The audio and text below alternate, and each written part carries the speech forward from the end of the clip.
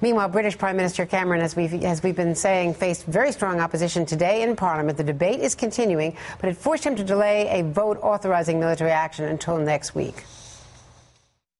I'm not standing here and saying there's some piece or some pieces of intelligence that I've seen or the JIC seen that the world won't see that convinces me that I'm right and anyone who disagrees with me is wrong. I am saying this is a judgment. We all have to reach a judgment about what happened and who was responsible. That sidelines President Obama's key ally for a while if the president were to decide on military strikes. Mr. Obama is also facing criticism for not doing enough to keep Congress better informed.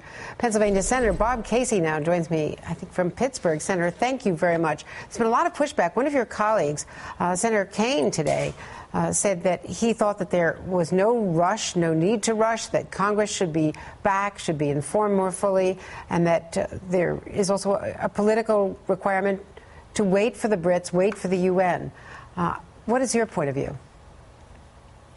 Well, Andrea, I don't think that deliberation is a bad thing, and I think we should make a considered judgment about this. But if we're just going to have weeks and weeks of delay to sanction what is a crime against humanity, this has been happening now. This isn't the first time that this regime has engaged in this kind of conduct, to use this tactic on the most vulnerable people imaginable. If this goes without sanction, without punishment, then we're going to see it not only used against the Syrian people, but it could be used against U.S. troops, it could be used against our allies, and it could further destabilize the region. Don't forget, we're not simply talking about Syria here. We're talking about the Iranian regime, which plots against the United States every day, tries to kill our people, and so does the terrorist group Hezbollah. They are both much stronger today than they were 6 months ago because of what's been happening in Syria. And if you allow them to be further strengthened and further emboldened, they'll use chemical weapons in ways that we don't even want to contemplate.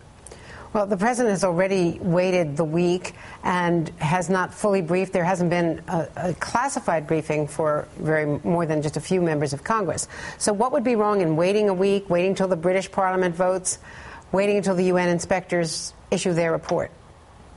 Well, certainly with regard to our allies in Europe, the British and the French, as well as allies in the Middle East, there's nothing wrong with making sure that we have as much of a concerted or coalition effort as possible. I would not want to hang my hat on what the UN's going to do, because we know without any shadow of a doubt that Russia and China are going to vote against any kind of sanction in the Security Council. We shouldn't kid ourselves. We should operate within the bounds of reality.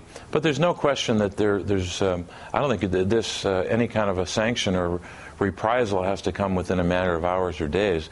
But I hope that people realize that if this drags on for months, weeks and months, then you might as well not do anything. And I think we need to take action here so that not just the regime in Damascus, this brutal regime has killed 100,000 of its own people, more than that, but other regimes as well, whether they're in Iran or whether it's a terrorist organization.